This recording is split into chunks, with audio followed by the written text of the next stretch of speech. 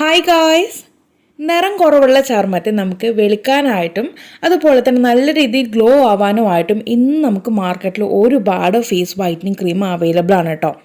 എന്നാൽ ഇതിനകത്ത് ധാരാളം സൈഡ് എഫക്റ്റും ഉണ്ട്. മാത്രമല്ല ഇത് എല്ലാവർക്കും വാങ്ങിക്കാനും പറ്റില്ല. ചില സമയങ്ങളിൽ ഇതിനകത്ത് ധാരാളം കെമിക്കലും അടങ്ങിയിട്ടുണ്ടാവും. അത് ഉപയോഗിക്കുന്നവർക്ക് ചർമ്മ പ്രശ്നങ്ങളും കാര്യങ്ങളും, അതായത് അലർജി പോലെയുള്ള മറ്റ് സംഭവങ്ങളൊക്കെ ഉണ്ടാവും.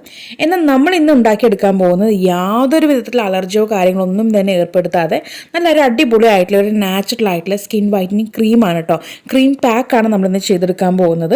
ഇത് നമ്മുടെ സ്കിൻ ടോൺ ഇൻക്രീസ് ചെയ്യാനായിട്ട്, അതായത് നമുക്ക് മാർക്കറ്റിൽ പറയുന്ന പോലെ നന്നായിട്ട് വെളുത്തിട്ട് പാറൊന്നുമില്ല, ഒരു 2-3 ഷെയ്ഡ്സ് നമ്മുടെ സ്കിൻ ടോൺ ഇമ്പ്രൂവ് ആക്കാൻ വേണ്ടിയിട്ട് കൂടിയിട്ടുള്ളതാണ് ഈ ഒരു ക്രീം കേട്ടോ. അപ്പോൾ ഗൈസ്, തീർച്ചയായിട്ടും നിങ്ങളിത് നിർത്താതെ ഉപയോഗിച്ച് വരികയാണെന്നുണ്ടെങ്കിൽ നിങ്ങളുടെ മുഖത്തുണ്ടാവുന്ന കരിമ്പുള്ളി, തഴമ്പ്, കണ്ണിണിച്ചിട്ടുണ്ടാവുന്ന കറുപ്പ്, പിഗ്മെന്റേഷൻ, നമുക്ക് ഏജ്ഡ് ആവും തോറും ഉണ്ടാവുന്ന ചുളിവ്, വ്രിങ്കിൾസ്, ഇങ്ങനെയുള്ള കാര്യങ്ങളെല്ലാം നല്ല രീതിയിൽ ഫെയ്ഡ് ഔട്ട് ആക്കിക്കൊണ്ട് നമ്മുടെ സ്കിന്നിനെ നന്നായിട്ട് ഗ്ലോ ആൻഡ് ബ്രൈറ്റ് ആയിട്ട് വെച്ചിരിക്കുന്നത് നമുക്ക് കാണാൻ പറ്റും. മാത്രമല്ല ഇത് നമുക്ക് ആണിനും പെണ്ണിനും ഒരുപോലെ ഉപയോഗിക്കാം, ധൈര്യമായിട്ട് ഉപയോഗിക്കാം. നാച്ചുറൽ ആയിട്ടുള്ള ഒരു പാക്കാണ് കേട്ടോ. അപ്പോൾ ഈ പാക്കിന് വേണ്ടി എടുത്തിരിക്കുന്നത് 3 ഇക്കമാരാണ്. ആ 3 ഇക്കമാരുടെ പിക്ചറാണ് നിങ്ങളിപ്പോൾ ഈ ഒരു വീഡിയോയിൽ കണ്ടുകൊണ്ടിരിക്കുന്നത്. നമ്മുടെ കടുക്ക, നെല്ലിക്ക, താണിക്ക. അപ്പോൾ ഈ ഒരു 3 ഇക്കമാരുടെ പൗഡറാണ് ഇത്. നമുക്ക് അങ്ങാടിക്കടി, അതായത് നമ്മുടെ പച്ചമരുന്ന് കടയിൽ നിന്ന് മേടിക്കാൻ കിട്ടും.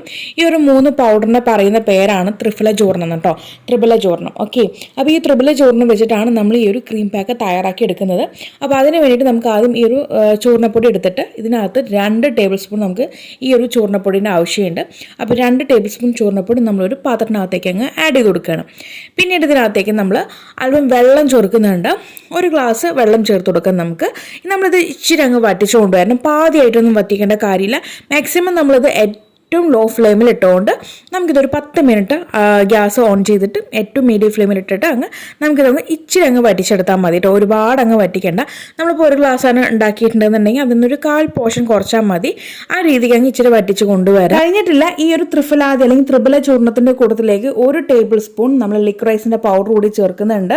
അപ്പോൾ 2 ടേബിൾ സ്പൂൺ ഈ ഒരു ത്രിഫലാദിയുടെ ചൂർണ്ണ പൗഡറും അതുപോലെ തന്നെ 1 ടേബിൾ സ്പൂൺ ലിക്വറൈസിൻ്റെ പൗഡറും ഇതും കൂടി ചേർത്ത് മിക്സ് ചെയ്ത് നമ്മൾ ഗ്യാസ് ഓൺ ചെയ്തിട്ട് അവിടെ അങ്ങ് ചൂടാക്കാനായിട്ട് വെച്ചിട്ടുണ്ട്.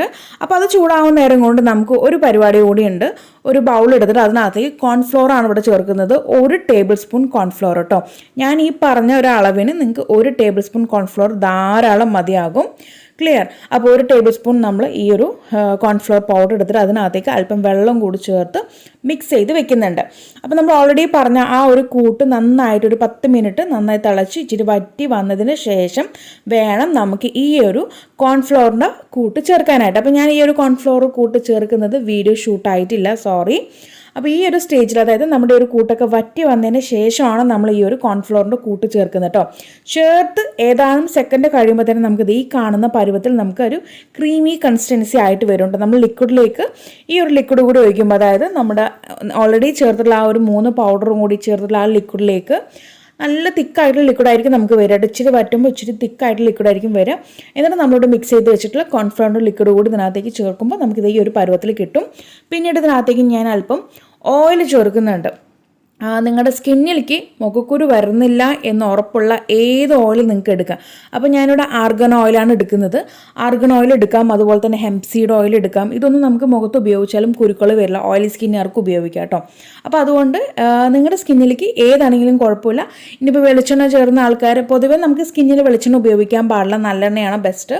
വെളിച്ചെണ്ണ തലമുടിക്കുള്ളതാണ് കേട്ടോ. അപ്പോൾ നിങ്ങളുടെ സ്കിന്നിലേക്ക് നിങ്ങൾക്ക് ഏതാണോ സൂട്ടബിൾ ആയിട്ട് തോന്നുന്നത് ആ ഒരു ഓയിൽ ഇതിനകത്തേക്ക് 1 ടീസ്പൂൺ കേട്ടോ, ടേബിൾ സ്പൂൺ അല്ല, ടീസ്പൂണ് ഈ ഒരു അളവിൽ ചേർക്കുക. എന്നിട്ട് നല്ല രീതിയിൽ മിക്സ് ചെയ്ത് കൊണ്ടുവരാം. നമ്മൾ പൊതുവേ ഏതൊരു പാക്ക് ഉപയോഗിച്ച് കഴുകുമ്പോഴും, നമ്മുടെ ഇത് പാക്ക് ക്രീമാണ് കേട്ടോ. അപ്പോൾ നമ്മൾ ഏതൊരു പാക്ക് ഉപയോഗിച്ച് കഴുകുമ്പോഴും നമുക്ക് എന്താ പറയുക, നല്ലൊരു വലിച്ചിലുണ്ടാക്കും, നല്ല രീതിക്ക് സ്കിന്നൊക്കെ നല്ല ഡ്രൈ ആയിട്ടുണ്ടാവും. പക്ഷേ ഈ ഒരു പാക്ക് ക്രീം നിങ്ങൾ ഉപയോഗിക്കുകയാണെങ്കിൽ തീർച്ചയായിട്ടും നിങ്ങളുടെ സ്കിന്ന് നല്ല രീതിക്ക് മോയ്സ്ചറായിട്ടുണ്ടാവും. മാത്രമല്ല നല്ല സോഫ്റ്റ് ആയിട്ട് ഫീൽ ചെയ്യും കേട്ടോ.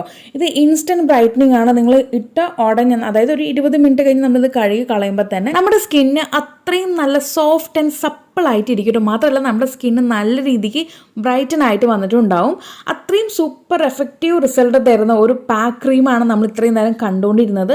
ഞാൻ ഈ പറഞ്ഞ മെത്തഡിൽ തന്നെ എല്ലാവരും ട്രൈ ചെയ്ത് നോക്കണം കേട്ടോ. അത്രയും സൂപ്പറാണ്, ഞാൻ വെറുതെ പറയുന്നതല്ല. ഒരു തവണ എനിക്ക് വേണ്ടി ഒന്ന് നിങ്ങൾ ട്രൈ ചെയ്ത് നോക്കുക. നമ്മുടെ ഈ ഒരു പാക്ക് നമുക്ക് ഫ്രിഡ്ജിനകത്തേക്ക് സ്റ്റോർ ചെയ്ത് വെക്കാം. ഒരു 5 ദിവസത്തേക്കുള്ളത് മാത്രം ഉണ്ടാക്കി വെച്ചിരുന്നാൽ മതി. ഒരുപാട് ആരും തന്നെ ഉണ്ടാക്കേണ്ട കാര്യമില്ല. 5 ദിവസം മാത്രം ഇത് നിൽക്കുള്ളൂ കേട്ടോ. അത് കഴിയുമ്പോൾ നമുക്കിതൊരു വെള്ളം പോലെയും അതുപോലെ തന്നെ ഒരു കട്ട പരുവായിട്ടൊക്കെ നിൽക്കും. നമ്മൾ ഇതിനകത്ത് കോൺഫ്ലോർ ചേർത്തിട്ടില്ല, അതുകൊണ്ട് ആ രീതിക്കായിരിക്കും നമുക്ക് കിട്ടുക. അത് 2-3 ദിവസം കഴിയുമ്പോൾ തന്നെ ആ ഒരു പരുവത്തിലേക്ക് വരും. അപ്പോൾ നമ്മൾ ഇച്ചിരി കഴിഞ്ഞ് കയ്യിലെടുത്ത് വെച്ച് ഉടച്ചിട്ട് നമുക്ക് അപ്ലൈ ചെയ്ത് കൊടുത്താലും മതി കേട്ടോ. ഇത് അപ്ലൈ ചെയ്ത് മാക്സിമം 20-25 മിനിറ്റ് നിൽക്കുക. അതിൽ കൂടുതൽ നിങ്ങൾക്ക് നിൽക്കാൻ പറ്റുകയാണെങ്കിൽ അത്രയും നല്ലത്, അതല്ലെങ്കിൽ അത്ര മാത്രം മതിയാകും. എന്നതിന് ശേഷം പ്ലെയിൻ വാട്ടർ ഉപയോഗിച്ചിട്ട് ഒന്ന് കഴുകുക. ആരും സോപ്പോ ഫേസ് വാഷോ ഒന്നും ഉപയോഗിക്കരുത്. അപ്പോൾ ഞാനിവിടെ റിസൾട്ട് ലൈറ്റ് ഓഫ് ചെയ്തിട്ട് ഞാൻ ഇവിടെ ഉപയോഗിച്ചിരിക്കുന്ന ലൈറ്റ്, അതായത് നമ്മുടെ അടുക്കള വെച്ചിട്ടാണ് ഈ ഒരു ഷൂട്ട് ചെയ്യുന്നത്. അപ്പോൾ അടുക്കളയിൽ ഇട്ടിരിക്കുന്ന ട്യൂബ് ലൈറ്റിൻ്റെ ആ ഒരു ട്യൂബ് ലൈറ്റ് ഓഫ് ചെയ്തിട്ടും ഓൺ ചെയ്തിട്ട് ഞാൻ റിസൾട്ട് കാണിക്കുന്നുണ്ട്. കാരണം ഒരുപാട് പേര് പറയുന്നുണ്ട് ലൈറ്റ് എന്തിനാ ഇത്രയും ലൈറ്റ് കൂട്ടി വെച്ചിരിക്കുക എന്നുള്ളത്.